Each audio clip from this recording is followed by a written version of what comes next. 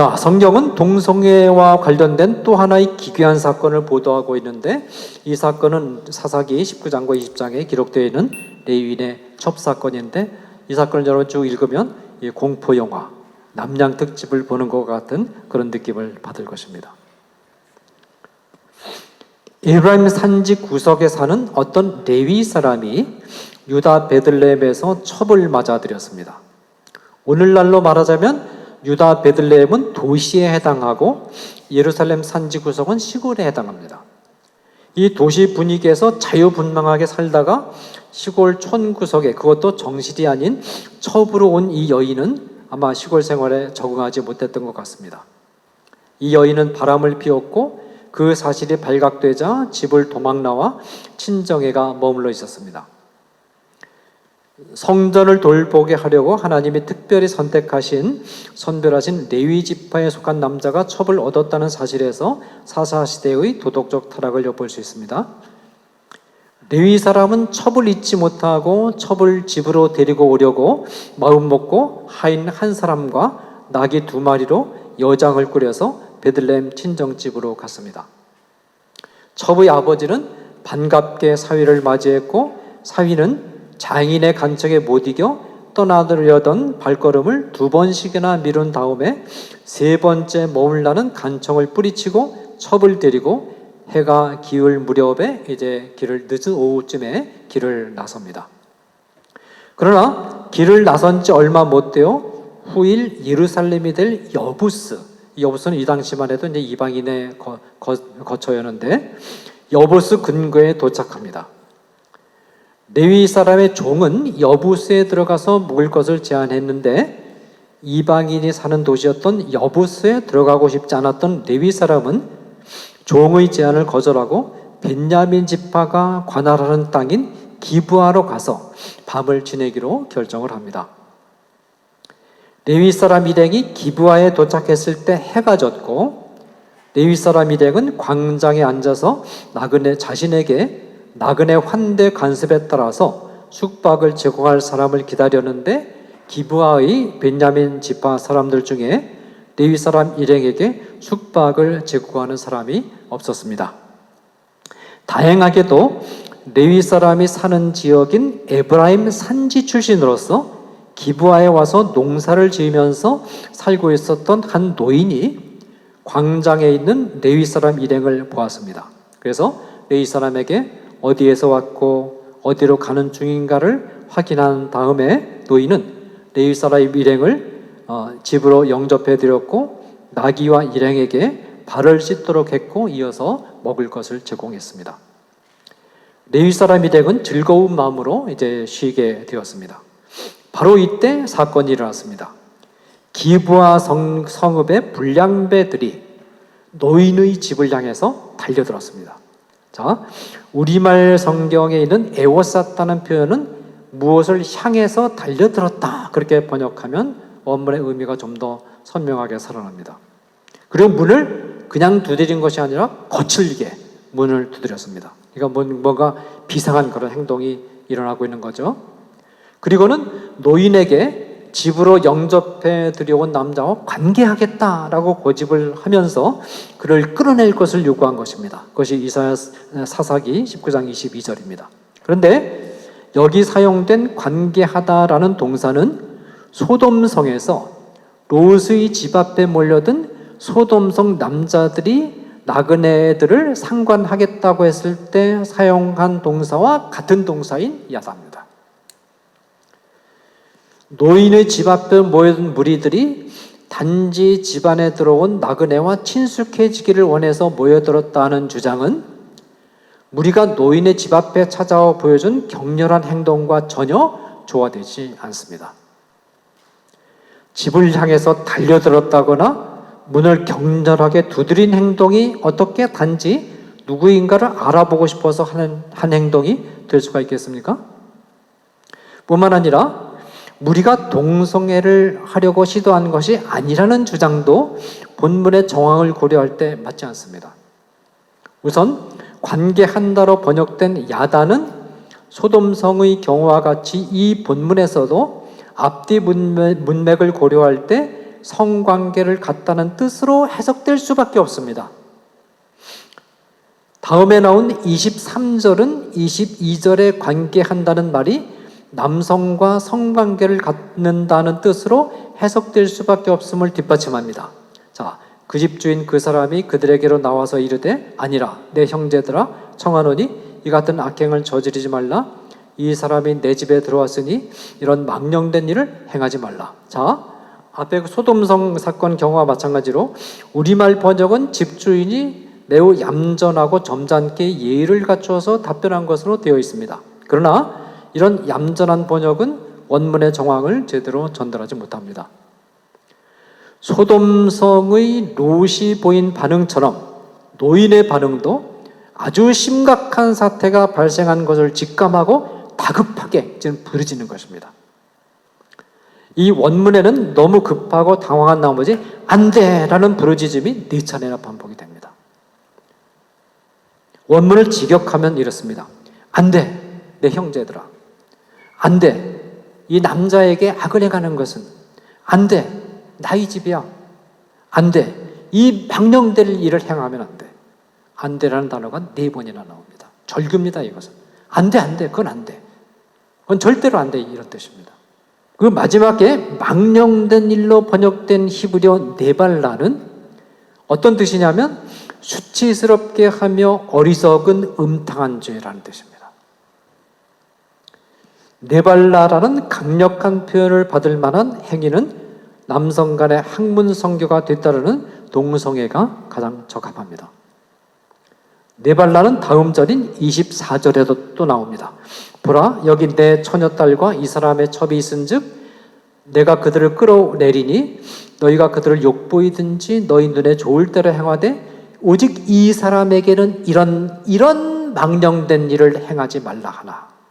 자, 불량배들이 자기 집에 들어온 남자를 상대로 성관계를 가지려고 한다는 사실을 간파한 노인은 자기 딸과 레위 사람의 첩을 내주어서 불량배들의 성욕을 충족시켜주는 방법으로라도 남성 동성 간의 성행위가 자기 집에서 이루어지는 것만을 필사적으로 막으려고 발버둥 칠 것입니다. 이 본문에서 노인이 여자인 첩과 딸을 대상으로 해서 성관계를 가지는 행위를 제한하면서 남자인 레위 사람을 상대로 하는 망령된 일만은 행하지 말라고 간청하는 것을 볼 때 망령된 일은 남성 동성 간의 성관계를 가리키는 것이 분명합니다. 이 불량배들이 노인의 말을 듣지 않자 레위 사람이 나서서 자기 첩을 강제로 문 밖으로 끌어냈습니다. 레위 사람의 첩을 본 불량배들은 밤새도록 첩을 상대로 강간을 자행했고 레위 사람이 새벽에 길을 떠나려고 했을 때 첩은 죽어 있었습니다. 굉장히 끔찍한 사건이죠. 더 끔찍한 일은 레위 사람이 집으로 돌아온 이후에 벌어지기 시작합니다. 레위 사람은 칼을 가지고 첩의 시신을 뼈의 관절에 있는 마디 단위로 토막 낸 뒤에 12토막으로 낸 뒤에 이스라엘 12지파에게 쫙 보내버렸습니다. 얼마나 끔찍한 일입니까? 여러분이 여름에 더우시면 사사기 19장, 20장을 읽으면 아마 서늘해질 것입니다. 토막난 시신을 받고 충격에 사로잡힌 11지파는 레위 사람으로부터 사건 경위를 보고받은 후에 벤야민 지파 사람들에게 불량배들을 넘겨줄 것을 요구합니다. 벤야민 지파가 요구를 거부하자 40만 명의 11지파 연합군과 26,700명의 벤야민 기브아, 이 기브아에는 기브아 원래 그 부족들이 살고 있었는데 그 부족들이 이제 벤야민 지파가 거두어졌습니다. 그래서 같이 살고 있었는데 연합군 사이에 큰 전쟁이 시작됩니다. 원래 벤야민 지파는 이 싸움닭입니다. 싸움이 굉장히 능숙한 지파예요. 벤야민 지파가 작아도.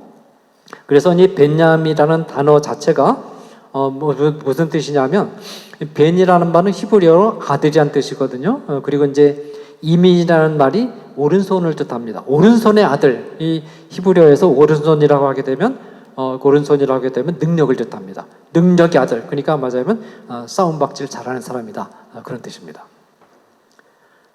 그래가지고 그러니까 좀 더 점다른 말로 하면 전쟁에 능한 일이다, 그런 뜻이죠. 그래서 40만 대군과 26,700명이 걸은 첫 번째 전투에서 40만 대군의 11지파 연합군이 대패해가지고 22,000명의 연합군이 죽임을 당했습니다. 두 번째 전투에서도 11지파 연합군이 패해서 18,000명이 죽임을 당했습니다. 그래서 4만 명이 벌써 죽임을 당했죠.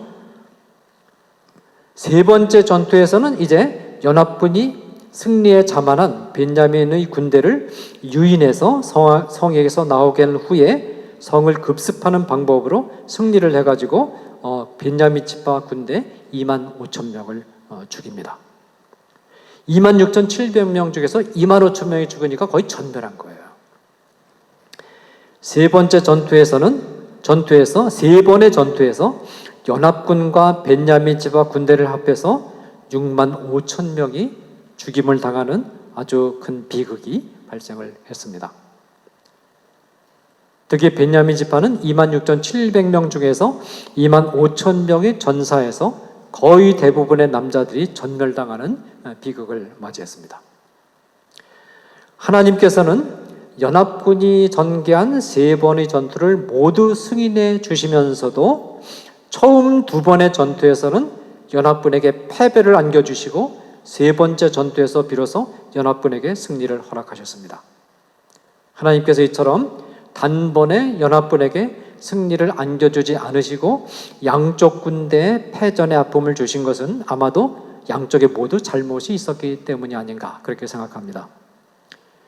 벤야민 지파가 남성 동성애를 시도한 것과 강간을 저지른 행위는 마땅히 처벌을 받아야 되는데, 이와 동시에 거룩한 지파에 속한 레위 사람이 억울하게 첩은 억울하게 죽임을 당한 거 아닙니까? 억울하게 죽임을 당한 첩의 시신을 정중하게 장사 지내주지 않고 칼로 잔인하게 또 토막을 내어서 12지파에게 보낸 행동, 너무 잔인한 행동 아닙니까? 이 행동도 결코 잘했다고 볼 수는 없는 것입니다. 소돔성 사건이 하나님을 믿지 않는 이방 국가의 차원에서 일어난 사건이라면, 레위 사람의 첩사건은 하나님의 백성들 앞에서 일어난 사건이라는 점에서 차이가 있습니다. 11지파로 구성된 연합군도 하나님의 백성이고 그 대적이 된 벤야민 지파도 하나님의 백성입니다. 대부입니다. 동성애는 하나님의 백성인 이스라엘 공동체를 분열과 갈등으로 몰아넣는 동시에 심대한 인명피해를 냈습니다. 레위 사람의 첩사건은 바로 신약시대의 하나님의 백성 공동체인 교회에 적용될 수 있습니다. 교회가 동성애를 허용하면 교회에 심각한 분열과 갈등이 찾아오고 심대한 영적인 상처를 입게 되고 궁적으로 교회가 해체될 수 있습니다. 교회는 우연히 잘못된 습관 때문에 동성애에 빠진 자들을 사랑하는 마음으로 대해야 되고, 따뜻한 상담을 통해서 동성애라는 질곡으로부터 헤어나올 수 있도록 도와야 됩니다. 이 한국 사회에서 지속적으로 반복해서 발휘되고 있는 차별금지법의 문제점들 가운데 하나는 동성애자들을 상담을 통해서 동성애로부터 건져내는 일을 전면적으로 중단시킨다는 것입니다. 심각한 문제가, 아주 잔인한 법입니다. 이게. 너 동성애 정상이니까 여러 가지 문제들이 따르는 동성애 그대로 머물러 있으라는 거예요. 나오지 말라는 겁니다. 어떻게 이런 잔인한 법이 있습니까? 그런데 교회가 동성애자를 동성애로부터 건져내는 작업을 효율적으로 하기 위해서는 교회를 담임하시는 담임 목사님을 비롯한 교회의 지도부가 동성애는 성경이 죄로 선언하고 있다는 사실을 교인들에게 분명히 알려야 되고, 동성애에 발을 들여놓는 순간 하나님 나라의 관계는 단절되며, 동성애를 지속하면서 하나님 나라의 축복에 참여하는 것은 불가능하다는 사실을 분명히 알려줘야 되고, 동성애를 지속하면서는 교회의 직분은 물론 교회 교인으로서 활동할 수 없고 교회 공동체의 교제로부터 끊어지게 되며 교회의 교제에 합류하기 위해서는 동성애로부터 벗어나야 한다는 사실들을 선명하게 표현해야 됩니다.